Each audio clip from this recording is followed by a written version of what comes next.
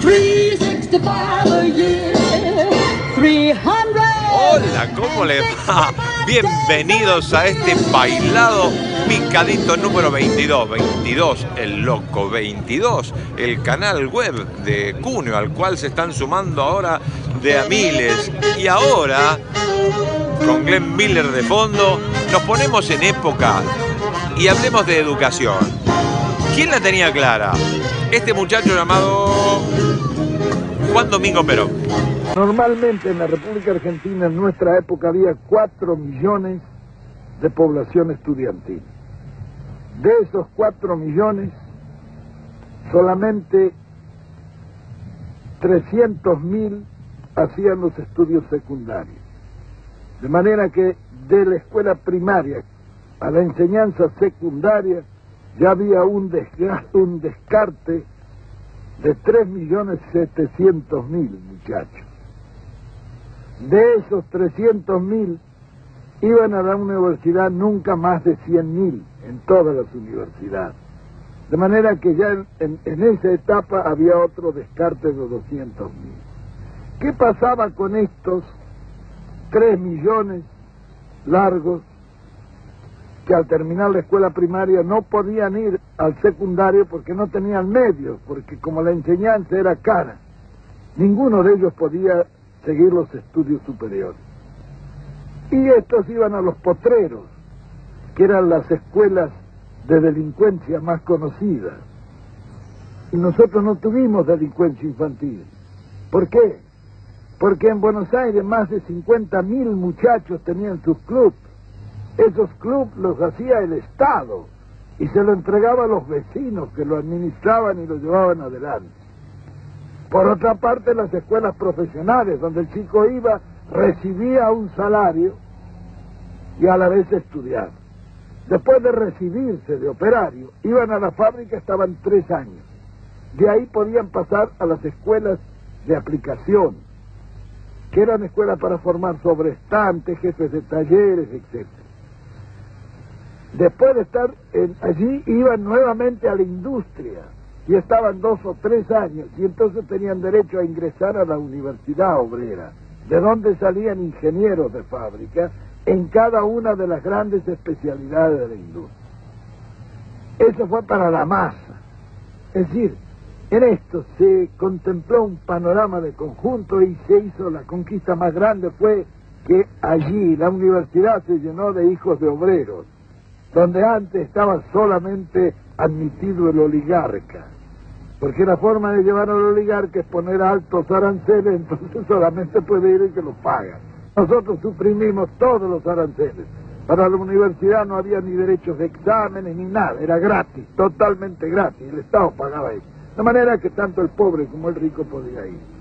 Era un crimen que estuviéramos seleccionando materia gris en círculos de 100.000 personas cuando lo podíamos seleccionar en 4 millones, que hubieran salido más abundantes.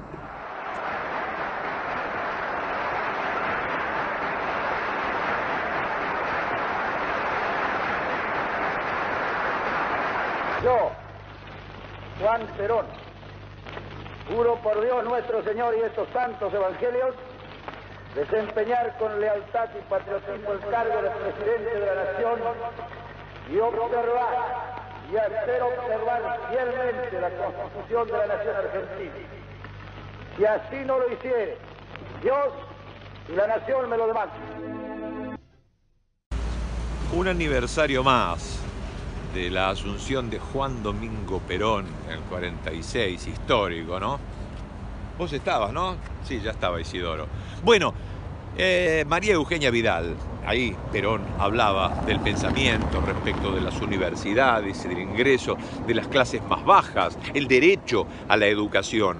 Bueno, pero los ciudadanos y la gente del campo, la gente que labura, los universitarios de la provincia de Buenos Aires, votaron a María Eugenia Vidal, no solamente a Macri para presidente, sino una persona que piensa de esta forma como para que sea gobernadora de la provincia de Buenos Aires. Bueno, escuchá este columnista de Víctor Hugo lo que opina. Que durante años hayamos poblado la provincia de Buenos Aires de universidades públicas, cuando todos los que estamos acá sabemos que nadie que nace en la pobreza en la Argentina hoy llega a la universidad. Crueldad, brutalidad, monstruosidad, miserabilidad, soberbia, características de alguien desgraciado. Alguien que no ha podido seguramente convivir con la gracia que muchas veces ofrece la vida, y algunos más que a otros, lamentablemente. ¿Qué quiso decir la gobernadora? Antes de responder a esta pregunta, quiero remarcar que es lo más cínico y perverso que he escuchado de un dirigente político en democracia en toda la historia democrática. No he escuchado nada peor que esto. ¿Qué quiso decir la gobernadora? ¿Que el pobre nace pobre y muere pobre? ¿Que jamás le va a escapar a la pobreza? ¿Por qué? ¿Qué cree la gobernadora? ¿Que hay gente que está señalada por algún dios para ser pobre, mantener su statu quo así toda su vida, y otros para ser ricos de por vida? Si esto es así, ¿para qué sirve la política? ¿Para qué hace política Vidal? ¿Qué cree la gobernadora? ¿En la selección divina? ¿En la selección natural? ¿En la supervivencia del más apto? Atrasa. Y pensar que ella llegó al gobierno hablando de cambio, de progreso, de futuro, de oportunidades, y ahora muy sueltita de cuerpo le dice a su gente, porque estaba con su gente,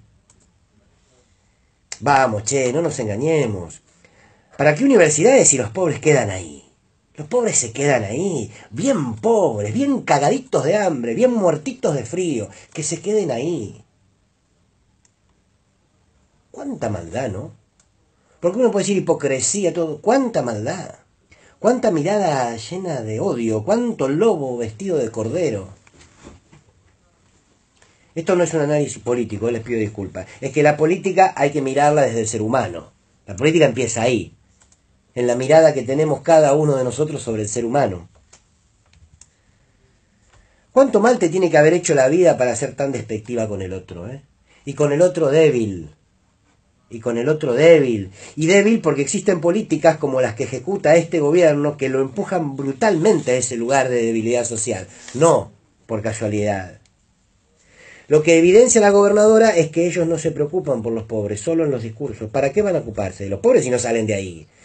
Naciste pobre, moriste pobre. Y rápido, Así no te tengo que andar dando algún programa social. A ver si después me terminás cortando las rutas y te tengo que mandar a la milicia y después Clarín tiene que estar diciendo una y otra vez, mirá lo feo que sos. ¿Qué es la pobreza para Vidal? ¿Qué es la pobreza para los funcionarios de este gobierno, para esta alcurnia de saqueadores e inquisidores? ¿Qué es la pobreza? Un estadio que te toca la ruleta y si te toca te jodés y bien jodido. Y no vas a salir de ahí. Por eso no te vamos a poner universidades, porque si vos salís de ahí, yo soy un poquito menos rico. Porque al fin y al cabo estamos hablando de eso, Estamos en el capitalismo. No les des universidades, pero si no lo ves, es un negrito marginal que nunca va a llegar a nada. No les construyas universidades, ¿para qué? Mandalos a los talleres clandestinos de Aguada. O mandalos a montones apilados en los camiones atrás para que vayan a trabajar de mano de obra esclava a la tierra de los Echeveres. O mejor, mandar a laburar al negro con Triaca. Como universidades. ¿Están locos? Hagamos cárceles. Le robamos la posibilidad de educarse, de tener un trabajo digno, y que salgan y afanen, y después los encerramos, y total, después nadie pregunta por ellos. Y ahí después aparecen los Feynman, los periodistas, los mañetos, a decir que están donde están porque nunca quisieron laburar. No fue un error, no se equivocó, no fue un problema de oratoria, de expresión, no se equivocó, son esto, piensan así miran la vida.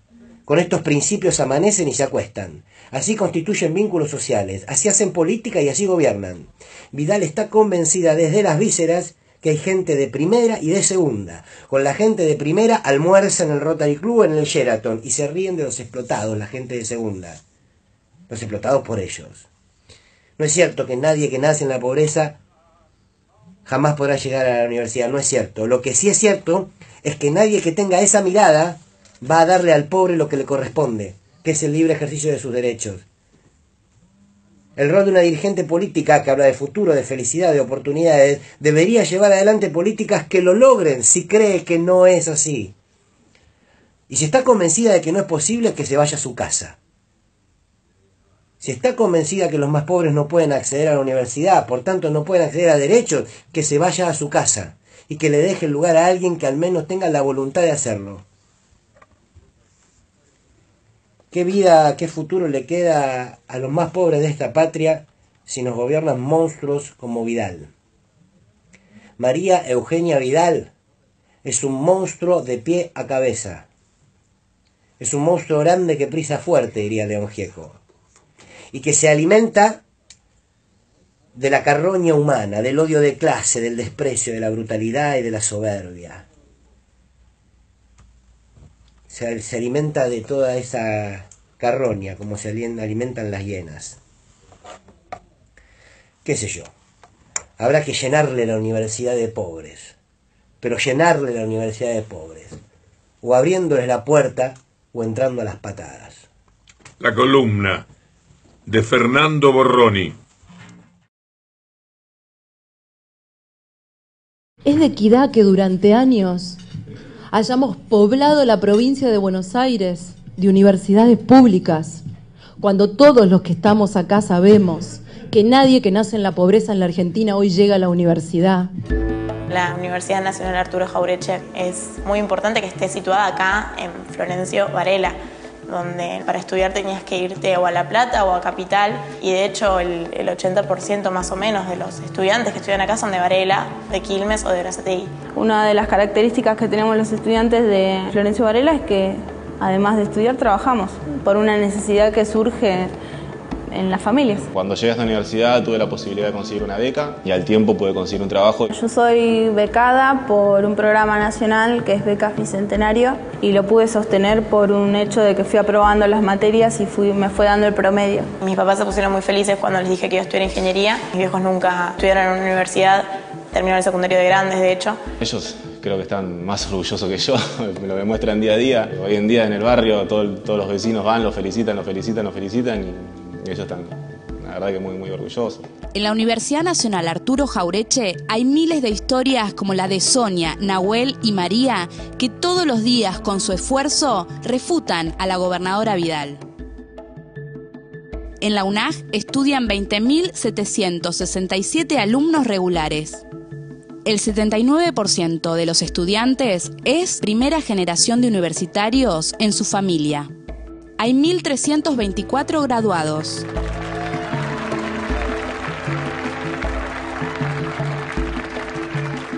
El 44% de los estudiantes de la UNAG trabaja y estudia. Se registraron 9.115 solicitudes de becas. 13.870 estudiantes accedieron al boleto estudiantil. Sí, gobernadora Vidal, es justo que la provincia esté llena de universidades públicas. El acceso a la educación superior, pública y de calidad es nuestro derecho y el deber del Estado es garantizarlo. En la UNAG vamos a defenderlo. Los que estamos en la universidad, universidades del conurbano, UNAG, es justo llenar de universidades. Somos primera generación. Vergonzante lo de Vidal. Y ella no se equivoca, como no se equivoca Macri, no se equivoca Aranguren. Vinieron a eso, pecan de sinceros en algunos casos, que es políticamente incorrecto, pero no equivocaron el rumbo económico, social ni político. Vinieron a eso y los votó la gente por primera vez. Antes venían con golpes de Estado, con golpes económicos, corridas financieras, venían por medios sucios. Ahora es limpio.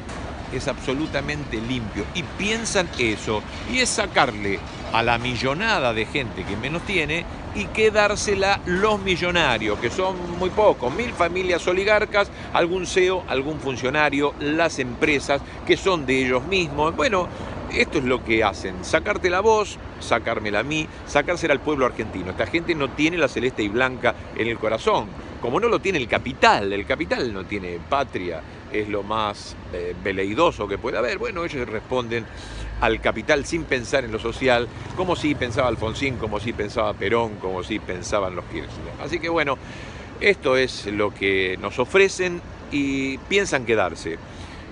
Lo normal sería que se vayan dentro de un tiempo, si el pueblo argentino maduró y creció y saben que han tomado veneno para el cambio, y como piensan quedarse y saben que va a haber una convulsión social cada vez mayor, mucho más de la que tenemos ahora, una conflictividad y protestas en todos lados, no solamente se recontraarman, no para conflictos externos, en Israel, se preparan en Israel las fuerzas de seguridad, sino que también le piden ahora al ejército que vuelva a intervenir cuando está ya penado por la ley, está reglamentado, es ilegal, es inconstitucional, pero están con esas ganas.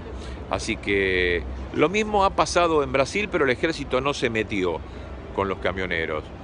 Pero quieren hacerlo en México. Fíjate lo que opina este gran actor mexicano. Señor Enrique Peña Nieto, usted no ha cumplido con las promesas que le hizo al pueblo de México a partir de sus reformas estructurales. Nos engañó, a todos. No solo usted, también esos políticos que le rodean y le aplauden todo el tiempo, que dicen que son de diferentes grupos políticos, pero que realmente pertenecen al neoliberalismo caníbal que está saqueando al país de manera vil y ventajosa, porque a nosotros los ciudadanos ni nos escuchan ni nos toman en cuenta. Usted acaba de imponer una nueva ley, la Ley de Seguridad Interior. Los soldados nunca han respetado los derechos humanos. Usted debe saberlo. Eso está registrado por la historia. Nosotros los ciudadanos no estamos de acuerdo en que el ejército salga a las calles. ¿Sabe por qué? Porque a los únicos que amedrenta con su prepotencia y sus armas listas para disparar es a los ciudadanos. Los delincuentes no se asoman, no están a la vista si no son tontos. Usted va a ser el responsable. No solo usted y todos esos señores que sin criterio propio ni libre se dicen políticos y que sin decisión propia avalaron la acción del ejército en las calles en pro y en contra de los ciudadanos. Ustedes van a ser los responsables de todos los ciudadanos muertos por el ejército, de todos los ciudadanos golpeados y torturados por el ejército, de todas las manifestaciones que sean reprimidas por el ejército y de todas las mujeres violadas por miembros del ejército. Una cosa más, joven Peña Nieto. Imagínese que nosotros aceptamos que el ejército salga a las calles a buscar y matar a los delincuentes comunes. Imagínese que los ciudadanos pudiéramos lograr que la Marina salga a buscar y matar a todos los políticos y funcionarios corruptos, que son los que están desangrando al país, que verdaderamente son los culpables de la situación de los valores humanos que están en crisis. ¿Verdad que le haríamos un bien al país? Modificar los roles de las Fuerzas Armadas. Ellos lo negaron, dijeron que no, que cada país hace lo que quiere en ese sentido, pero el general Gil reveló el plan alternativo que ellos tenían para la Argentina, porque sabían perfectamente, y Gil lo dijo, que a la luz de las experiencias de la dictadura, la seguridad interior de la defensa nacional, y que es consecuencia del efecto de los crímenes de la dictadura y de los acuerdos transpartidarios, porque esa prohibición de actuación militar en seguridad interior surge de 4 instrumentos legales adoptados por 4 gobiernos distintos. La Ley de Defensa Nacional se promulgó en el 88 durante el gobierno de Menem, la de Seguridad Interior en el gobierno de Alfonsín, la de Seguridad Interior en el 92, promulgada por Alfonsín, la de Inteligencia Nacional en el 2001, promulgada por De la Rúa, y el decreto reglamentario de la Ley de Defensa, que el ministro Jaunarena se negó a reglamentar porque confesó públicamente que no estaba de acuerdo, lo cual es una infracción a sus deberes, porque él tenía el deber de reglamentar esa ley, y no lo hizo porque no estaba de acuerdo, arrogándose una primacía sobre la voluntad de los representantes del pueblo.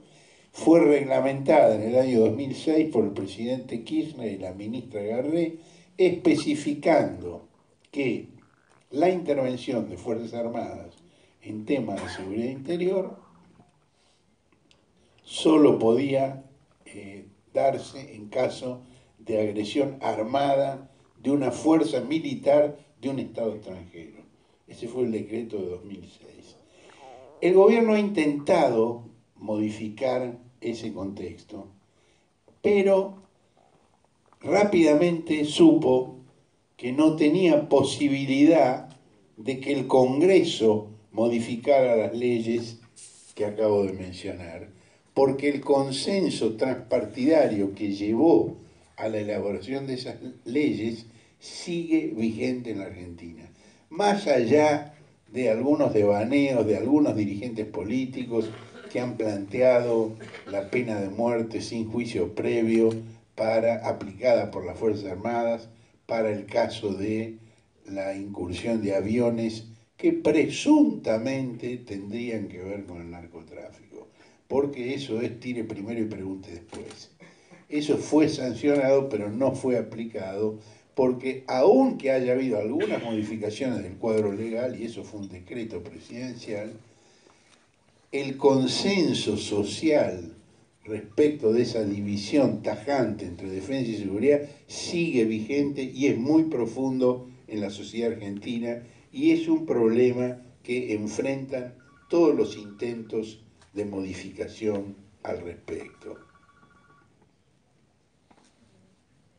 Perdón que tengo un guión acá y se me apagó.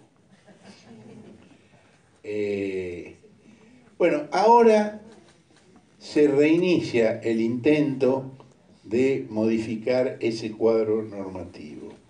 Pero no pueden modificar la ley, porque saben que no tienen ni quórum ni votos para hacerlo, porque hay un repudio generalizado a esa vuelta al pasado donde las Fuerzas Armadas ejercieron tareas policiales y eso las descapacitó, las desprofesionalizó, las deslegitimó y las colocó en una situación muy desmedrada frente a la sociedad argentina. Entonces han decidido modificar el decreto del 2006, por el cual solo se considera agresión externa aquella que sea armada y por una fuerza regular de un Estado extranjero. Como eso no es una ley sino un decreto, eso se puede modificar por decreto. Y esa es la ofensiva de los últimos meses desde que asumió el gobierno de Macri.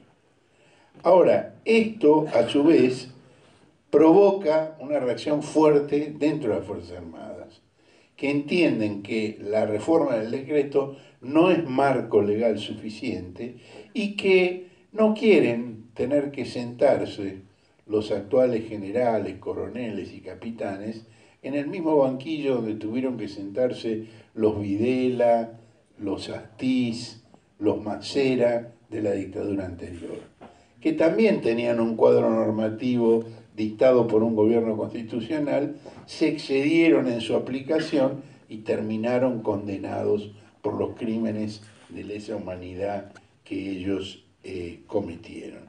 Entonces surge la nueva iniciativa que Patricia Bullrich se atribuye a sí misma de tomar 5.000 o 3.000 gendarmes de la Fuerza de Seguridad, reentrenarlos y de las Fuerzas Armadas, reentrenarlos e incluirlos en la Fuerza de Seguridad. Un principio de ejecución de eso ha habido con el reclutamiento para la policía porteña, donde se ha admitido el ingreso de personal de las Fuerzas Armadas. Pero eso ha sido a cuentagotas y a título individual. El plan actual es la incorporación masiva, es tomar 5.000 de un golpe, reentrenarlos y enchufarlos en la gendarmería, porque saben que no pueden hacerlo de otra manera. Ahora, este proyecto no es de Patricia Bullrich, este proyecto es del general Gil, que fue el jefe del Comando Sur a principios de siglo, y con el cual yo tuve un debate en un canal de la televisión norteamericana en el año 2002, donde él planteó esto y yo le recordé que el entrenamiento y la capacitación de las Fuerzas Armadas son totalmente distintos a los de las Fuerzas de Seguridad, porque tienen funciones absolutamente diversas. Tema que sigue pendiente en el presente, porque la forma en que el gobierno plantea el tema es una forma mentirosa que soslaya las limitaciones legales. Pero aun si ellos soslayaran las limitaciones que prohíben la intervención militar en seguridad interior, modificando los decretos y las leyes, subsisten 3 artículos de la Ley de Seguridad Interior que impiden la aplicación del plan que ellos tienen pensado. Porque la Ley de Seguridad Interior tiene un artículo 27 donde contempla que en casos en los cuales las capacidades de las fuerzas de seguridad estén superadas por una situación de crisis, se puede convocar a las Fuerzas Armadas. Pero se las puede convocar, dice la ley, con sus elementos de arsenales, veterinaria y comunicaciones, no con otros elementos de combate. Los artículos 31 y 32 sí prevén la incorporación de elementos de combate de las Fuerzas Armadas, pero ponen una restricción que quienes participamos en la elaboración de la ley en ese momento concebimos pensando en un momento como este.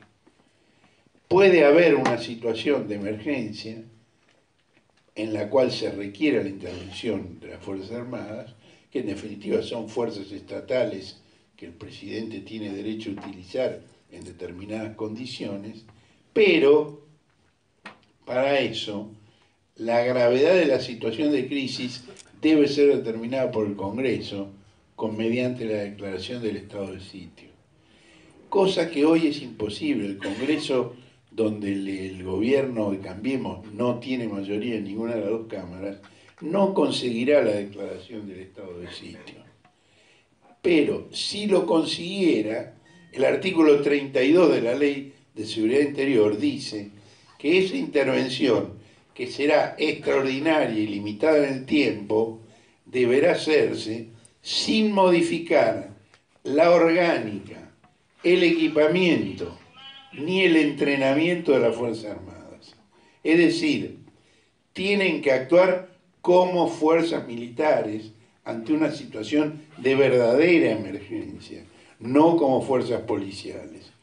Y esto ha sido en los últimos meses motivo de debate, porque el ex ministro Jaunarena, que es uno de los inspiradores principales de toda esta movida, dice que es irracional llamar a las Fuerzas Armadas como el cirujano que tiene que operar en una emergencia, pero no permitirles que tengan entrenamiento en cirugía, que vayan a estudiar aquello que tendrían que aplicar.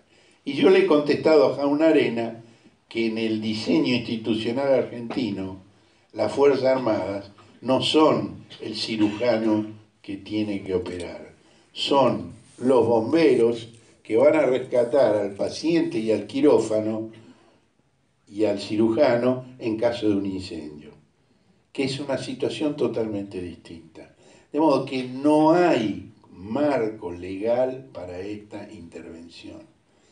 El gobierno se conformaría en la situación actual con permitir que fuerzas militares controlen la seguridad de las usinas nucleares, de los satélites ARSAT, que el propio gobierno está tratando de desmantelar en este momento, el patrullaje de la frontera, para retirar miles de gendarmes de esas funciones y sí dedicar esos gendarmes a la represión interna o, antes de llegar a la represión, al control social del conflicto social que va increyendo, dado el repudio generalizado a las políticas de ajuste impuestas por el Fondo Monetario Nacional que está aplicando el gobierno nacional. Ese es el cuadro de situación y es importante saber cuál es el cuadro de situación para poder manejar las formas de oposición a que llegue a aplicarse. Yo en ese sentido soy optimista, en el sentido de que no lo van a lograr, de que es un intento de un grupo político que está muy desesperado porque sus políticas no logran progresar, porque la resistencia social es creciente, que están asustados por la magnitud de esa movilización social y que quieren disponer de más fuerza de seguridad para tratar de controlar esa movilización social.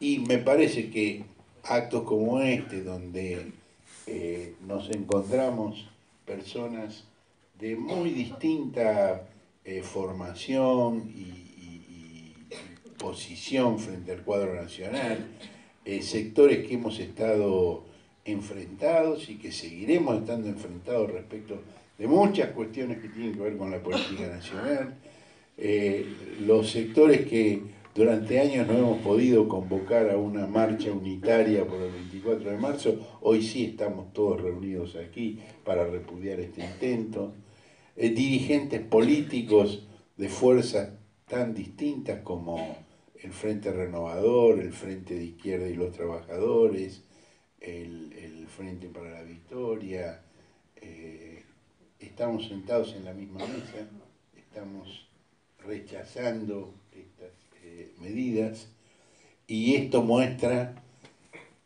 adicionalmente la dificultad que va a tener el gobierno reaccionario de Macri apoyado por Estados Unidos para avanzar con estas políticas.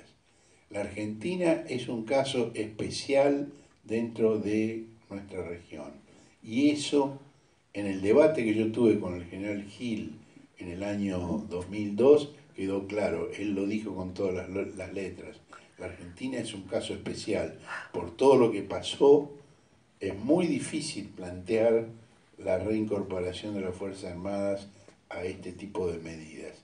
Esto sigue siendo así en este momento y para terminar, tenemos que insistir en que el general Pascualini, que es el jefe del ejército, dé explicaciones de cuál es su relación con su suegro, que es el coronel Athos Renés, condenado a prisión perpetua por su participación en la masacre de Margarita Belén, y cuya esposa, María Laura Renés, es una activista de los grupos de Cecilia Pando, con un Facebook donde los llama presos políticos y donde reivindica el accionar de la dictadura durante la represión. No puede ser que el jefe del ejército se mantenga en silencio ante una relación tan próxima, de modo que yo sugiero que los legisladores aquí presentes elaboren un proyecto de pedido de informes para que el general Renés dé explicación, el coronel Renés dé explicación, el general Pascualini dé explicaciones sobre cuál es su posición ante los hechos de su suegro y de su esposa, porque es imprescindible Que las Fuerzas Armadas del presente no tengan compromisos de ningún tipo con las fuerzas represivas de la dictadura. Esos son los caminos que nosotros creemos idóneos para frenar esta avanzada reaccionaria y represiva y poner todos los palos en todas las ruedas de cualquier intento de avanzar en esa dirección. Muchas gracias. Bueno. Y así opera la derecha históricamente en el mundo. No era de izquierda Hitler, no era de izquierda Mussolini, y mucho menos Franco. Pero hay gente que le gusta la mano dura. Políticamente piensa, hace falta una mano dura y terminar con... Y le ponen ahí comunista, rojo, sindicalista, negro, vago. Aquello que desprecian por una cuestión que no es política, sino que es más que nada xenófoba.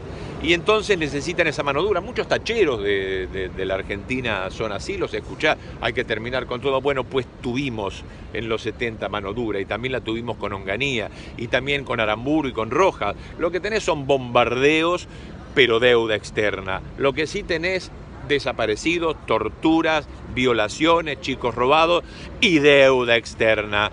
Y ricos que se aprovechan de todo eso. Ya tuvimos mano dura, basta de mano dura. Bueno, Macri quiere echar mano dura por sobre la gente para cuidar este gran negocio que está haciendo. No tiene pelotudos como López. No, esto lo hacen en grande, con deuda externa, con grandes comisiones, con privatizaciones, con precarización laboral, y te la van a enchufar en el Mundial mientras la gente pelotuda mira a ver si Messi bien, Messi mal. Mano dura ya tuvimos en la ciudad de Buenos Aires con los 8 años de Macri. Y con Larreta, mano dura en las plazas para tenerlas lindas, a palos rajaban a los lincheras, también en el Moyano, en el Borda. La mano dura la conocemos bien acá y ahora echa mano a Gendarmería, por eso hay tanto atropello en manifestaciones con Cresta Roja, Santiago Maldonado, Nahuel. ¿En qué quedaron esos temas? Fíjate vos, a unas 150 familias en una localidad muy cercana a la ciudad de Córdoba, como con caballos y con palos rajan a una gente que estaba ocupando un terreno porque no tenían techo, mucho menos comida.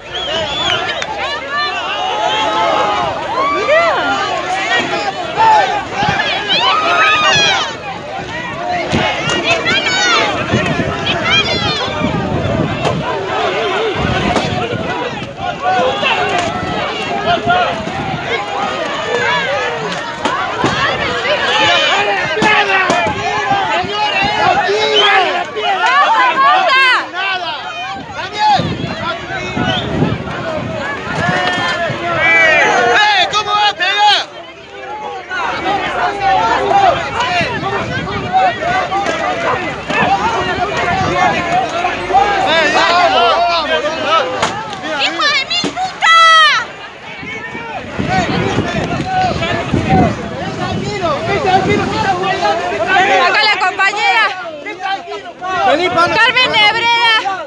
Tranquilo, tranquilizarlo. ¡Basta! ¡Basta! Y este es el plan. Por eso hay que tener memoria, como decía Hellblum. Hay que recordar lo que nos acaba de decir Verbitsky. Cuántos presidentes, Alfonsín, Menem, de la Rúa, los Kirchner, han hecho para que la ley y la Constitución les impida a los milicos volver a estar en las calles y reprimirnos para, de alguna manera, proteger el plan económico. Hoy creo que no los apoya ni la Marina. Fíjate lo que pasó con el submarino, que siempre la Marina ha apoyado este tipo de gestiones de gobierno y ha pertenecido a gobiernos oligarcas. Bueno, hoy ni siquiera la Marina, pero de todas maneras hay que tener mucho cuidado. No hay que abandonar las calles y saber que las intenciones de Macri es defender este robo que están haciendo, pero a mano armada. Bueno, contamos con que esos milicos tengan las llagas que les han dejado los Videla, los Viola, los Lambruschini, y no vuelvan a cometer esto en la República Argentina, que tenemos una historia militar maravillosa y que hay que seguir honrando, la de Rosas, la de Perón, la de San Martín, la de Savio, la de Mosconi. No, olvídate, tenemos una historia gloriosa, manchada por unos sátrapas que están en cana y como Videla, se murieron cagando y escupidos por la sociedad. Así que, bueno, más allá de que hay alguno que otro, Gil, Lapando y demás, son payasos y nada más. Lo que hay que saber es que son las intenciones de este gobierno quedarse de esta manera. Por eso les recuerdo a ustedes, tengan memoria, acuérdense.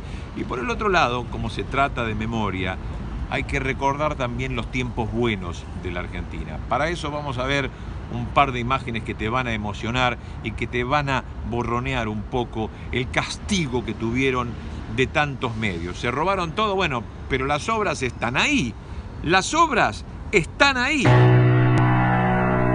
Cuando cada uno de ustedes, cada uno de esos 42 millones de argentinos sienta que aquellos en los que confió y depositó su voto lo traicionaron, tome su bandera y sepa que él es el dirigente de su destino y el constructor de su vida, que esto es lo más grande que le he dado al pueblo argentino, el empoderamiento popular, el empoderamiento ciudadano, el empoderamiento de las libertades, el empoderamiento de los derechos.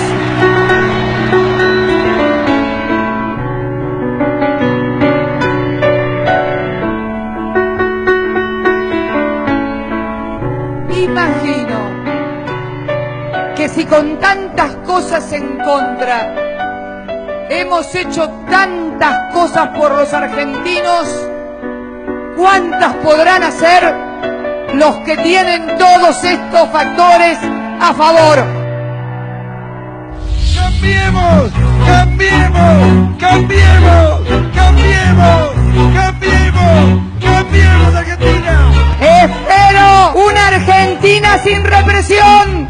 Espero una Argentina sin censuras.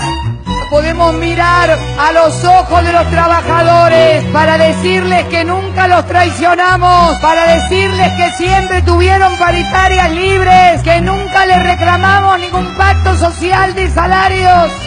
Espero una Argentina más libre que nunca. Podemos mirar a los ojos de las madres que hemos dado respuesta al reclamo histórico de memoria, verdad y justicia. Un debate en el cual yo no voy a entrar. Si fueron 9.000 o 30.000, me parece que es una discusión que no tiene sentido. Podemos mirar a los ojos de los científicos y decirles que le hemos reconocido sus derechos. Podemos mirar también a los ojos de los jóvenes universitarios, de las universidades argentinas. ¿Qué es esto de universidades por todos lados? Podemos mirar a los ojos de nuestros jubilados. Hemos dado cobertura previsional al 97% de la población argentina con una ley de movilidad jubilatoria ejemplar en el mundo. Podemos mirar a los ojos de los trabajadores del petróleo argentino porque le hemos devuelto la empresa de bandera, nuestra YPF. Podemos mirar no solo a los trabajadores de Aerolíneas Argentinas. Aerolíneas Argentinas nos cuesta a todos los argentinos 2 jardines de infantes por semana. Gracias a la recuperación de nuestra línea de bandera, pueden viajar y conectarse con todo el país y desarrollar el turismo.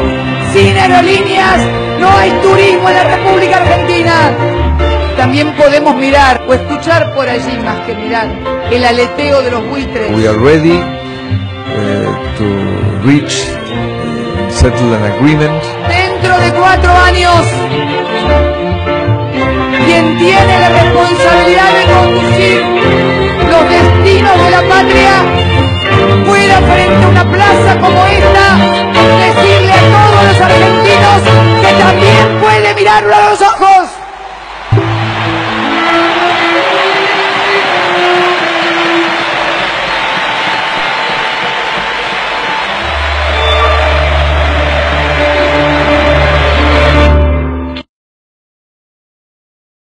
terminar con el problema de la inflación. Es de las cosas más simples que tengo que hacer en caso de gobernar a futuro. Pensé que era complicadísimo. No, pero mira, ¿cómo puede ser complicado algo que resolvió el 99% de los países del mundo?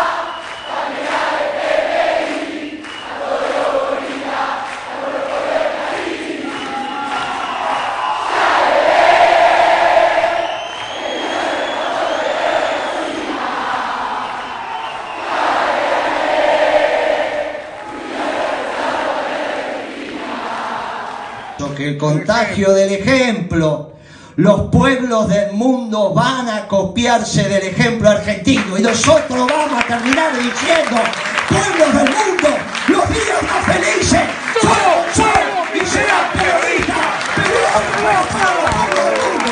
Gracias, compañeros.